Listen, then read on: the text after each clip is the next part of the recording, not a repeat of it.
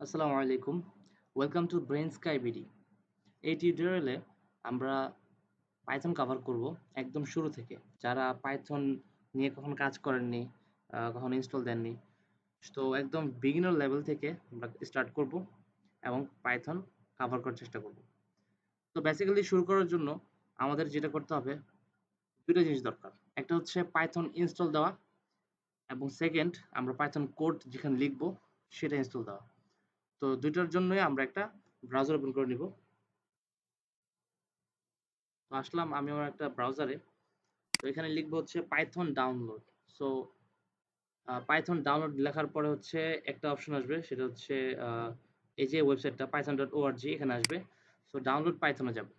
So এখানে যেটা দেখাবে পাইথন ডাউনলোড পাইথন, যেটা লেটেস্ট যে ভার্সনটা 3.11.4, এটা হচ্ছে দ্য লাস্ট লেটেস্ট ভার্সন পাইথনের জন্য। সেটা এখানে দেখাবে ডাউনলোড করার জন্য। বাট আমার প্রেফারেন্স হচ্ছে লেটেস্ট ভার্সনটা ইউজ না করা। আমরা একটু ১-২ স্টেপ আগের যে ওল্ড ভার্সনগুলো আছে সেগুলো ইউজ করা বেটার। কারণ হচ্ছে লেটেস্ট ভার্সন হচ্ছে একটু বাগ থাকে বা কোনো প্রবলেম থাকতে পারে। তো সেই কারণে যদি আমরা আগের ভার্সনগুলা একটু ইনকোয়ারি করি, সেটা হচ্ছে এখানে অল রিলিজ অথবা যে উইন্ডোজে যাই, সেখানে উইন্ডোজের যেসব ভার্সনগুলো আছে সেগুলো দেখাবে। সো আমি প্রেফার করি হচ্ছে এই মুহূর্তে 3.8 টা আমরা ইউজ করি। তো সেক্ষেত্রে আমি যদি সার্চ করি 3.8 লিখে, ওকে, এখানে 3.8 এর যেগুলো আছে আমি একটু সার্চ করে দেখি, যেগুলো পাই আমি একটা যেকোনো একটা ডাউনলোড করে নিব। তো আমি যেয়ে থাকি।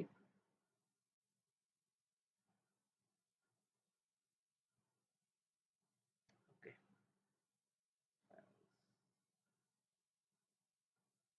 3.9।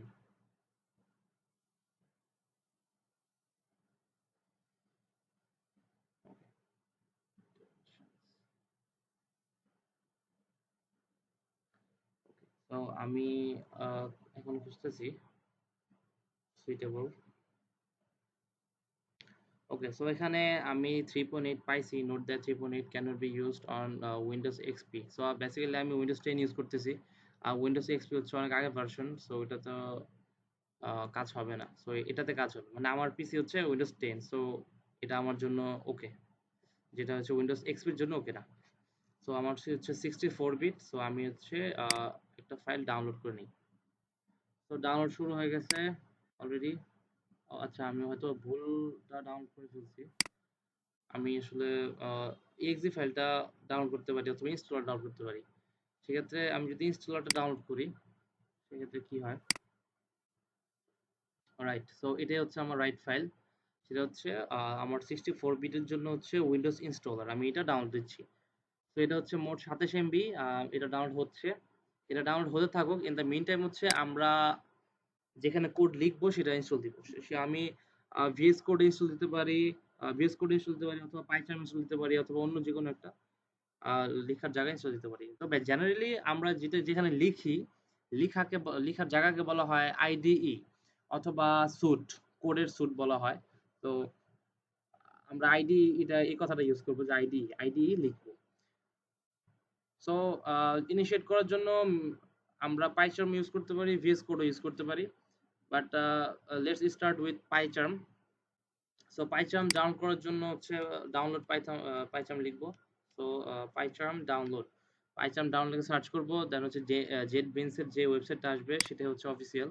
সো মেইনলি হচ্ছে এখানে দুইটা ক্যাটাগরি থাকে, একটা হচ্ছে প্রফেশনাল ক্যাটাগরি, আর একটা হচ্ছে কমিউনিটি ক্যাটাগরি। সো প্রফেশনাল ক্যাটাগরিটা হচ্ছে একটু পে করা লাগে এবং প্রথমে 30 দিনের জন্য ফ্রি ট্রায়াল দেয়। আর এটা হচ্ছে ফি, যেটা কমিউনিটি এডিশন সেটা হচ্ছে ফ্রি। সো আমরা এটাই ডাউনলোড করব। সো আমার তো অলরেডি আমার পিসিতে হচ্ছে কমিউনিটি ভার্সনটা আছে ডাউনলোড করা। সো আর আমি আর ডাউনলোড না করি, যেহেতু এটা প্রায় 400 MB মতো, সো আর ডাউনলোড না করি। তো আপনারা ডাউনলোড করে নেবেন, ডাউনলোড করে ইনস্টল করে নেবেন। এটা ইনস্টল করার কোনো প্রবলেম হবে না আশা করি। এখানে কোনো কনফিগারেশনের প্রয়োজন হয় না। জাস্ট ইনস্টল ক্লিক করে নেক্সট নেক্সট দিয়ে যা প্রয়োজন হয় দিয়ে ইনস্টল করে নেবেন।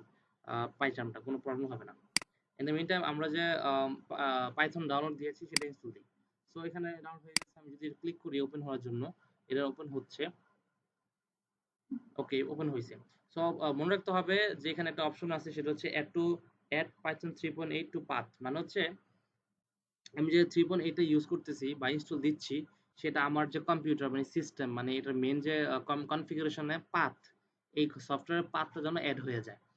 আমি যদি এই অপশনটা ক্লিক না করে ইনস্টল দিই, দেন হচ্ছে আমাকে আবার ম্যানুয়ালি আমাকে ওই যে এখান থেকে পাথ পাথ যে অপশনটা আছে, এই যে সিস্টেম এনভায়রনমেন্ট ভেরিয়েবলস, এই অপশনে গিয়ে পাথটা অ্যাড করে নিতে হবে। বাট আমি যদি এখানে একটা পাথ অ্যাড করে দিই, দেন হচ্ছে আমাকে আর কনফিগারেশন করতে হবে না।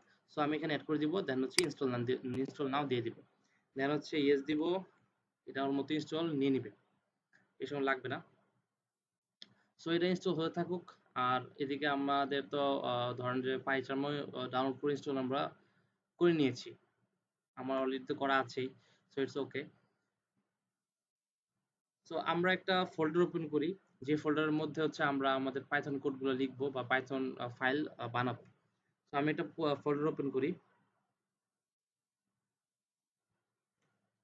আমি একটা ফোল্ডার ওপেন করেছি এবং একটা ফোল্ডার নিউ বানিয়েছি। তো এটার মধ্যে হচ্ছে ফাঁকা, আমি এখানে যত আমার পাইথন ফাইল আমি বানাবো এখানে ইনস্টল করবো, এখান থেকে ওপেন করে লিখবো।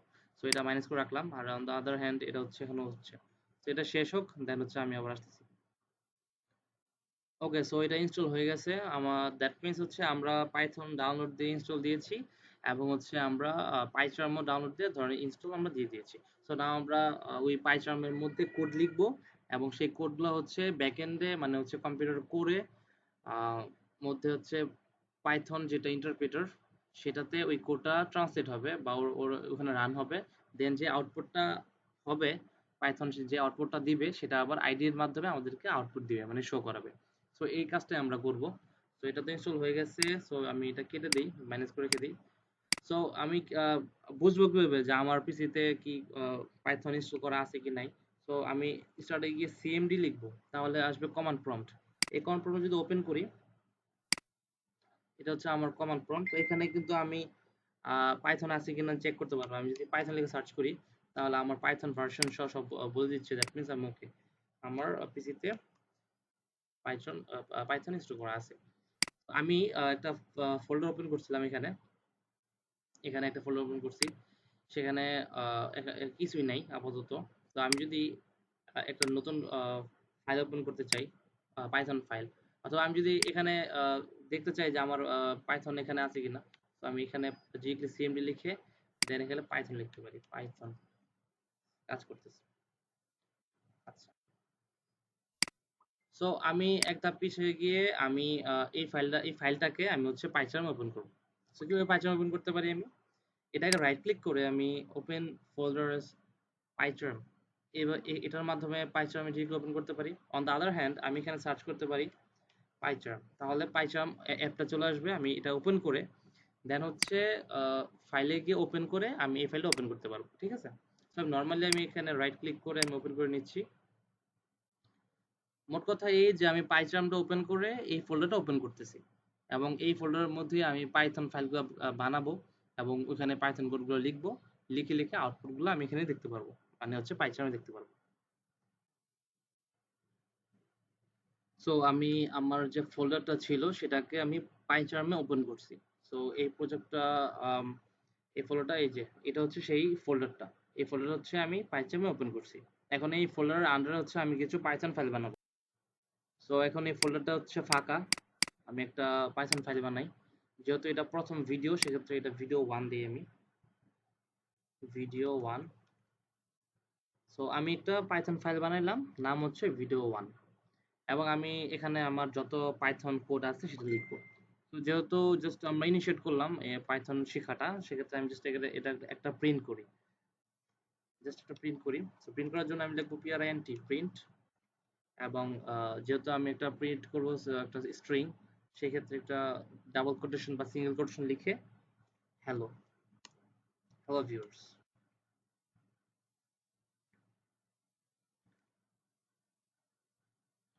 আমি প্রিন্ট করলাম হ্যালো ভিউয়ার্স। এখন দেখি যে এটা আউটপুট কিভাবে হয়। তো আমি ওপেন করব টার্মিনাল, টার্মিনাল দেখবো যে আমি কোন ডিরেক্টরিতে আছি। আমি আমার ডিরেক্টরিতে আছি, পাইথন টিউটোরিয়াল ডিরেক্টরিতে আছি। আমি যদি এলএস লিখি, তাহলে আমি আমার ডিরেক্টরিতে কি কি আছে আমি দেখতে পারবো। আমি দেখতে পারতেছি যে এই ভিডিও ওয়ান ডট পিওয়াই এটা আছে। তো আমি রান করার জন্য আমাকে লিখতে হবে Python video one. Python video 1 এটা লিখে যখন আমি রান করব, তখন হচ্ছে আমার আউটপুটটা দেখাবে। ঠিক আছে? অন দ্য আদার হ্যান্ড আমরা ডিরেক্টলি আইডি এর মাধ্যমে হচ্ছে প্রিন্ট করতে পারি, মানে হচ্ছে কোড রান করতে পারি। সেটা হচ্ছে এখানে রান অপশনটা আছে, এখন এখন ইনেবল করা না। আমি এটা ইনেবল করে নিতে পারি হচ্ছে আমার সেটিংস থেকে। সেটিংস থেকে হচ্ছে আমাকে যেটা আমার ইন্টারপ্রেটার সেটাকে ধরে দিতে হবে। ইন্টারপ্রেটার এখন ধরানো আছে।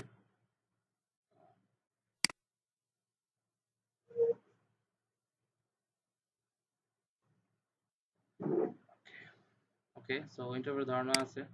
এখন ওকে, সো সিস্টেমে যে ইন্টারপ্রেটারটা আছে সেটা ধরানো নাই। সো আমি এটা ধরে নিই। আচ্ছা, আমার হচ্ছে এখানে ভার্চুয়াল যে এনভায়রনমেন্টটা আছে সেটা হচ্ছে ধরানো আছে। আর আমার যে বেস ইন্টারপ্রেটার সেটা হচ্ছে মেইন যে ইন্টারপ্রেটার সেটা ধরানো আছে। আচ্ছা, এটাই চলবে। তাহলে আমার একবার থাকুক। আমি অ্যাড করে নিলাম। সেখানের পর হচ্ছে অ্যাড কনফিগারেশন ঢুকতে হয়। এই যে এখান থেকে হচ্ছে অ্যাড কনফিগারেশনে ঢুকতে হবে। অ্যাড কনফিগারেশনে ঢুকে এবং আমি যদি প্লাস দিই, প্লাস দেওয়ার পরে যদি আমি পাইথন ফাইল সিলেক্ট করি এবং হচ্ছে আমি স্ক্রিপ্ট হচ্ছে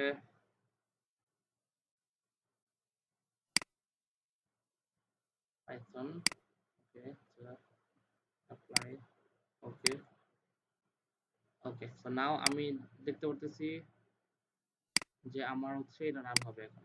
So আমি যদি ক্লিক করি তাহলে হচ্ছে রান হবে। একটা প্রবলেম হচ্ছে কি, আচ্ছা আমি আবার একটু ট্রাই করে দেখি। কি কনফিগারেশন,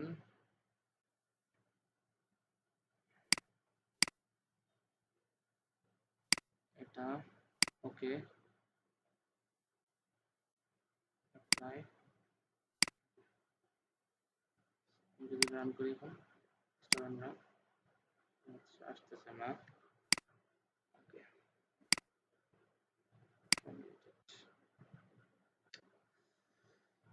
এক্ষেত্রে আসলে কিছু কনফিগারেশনের প্রয়োজন হয়।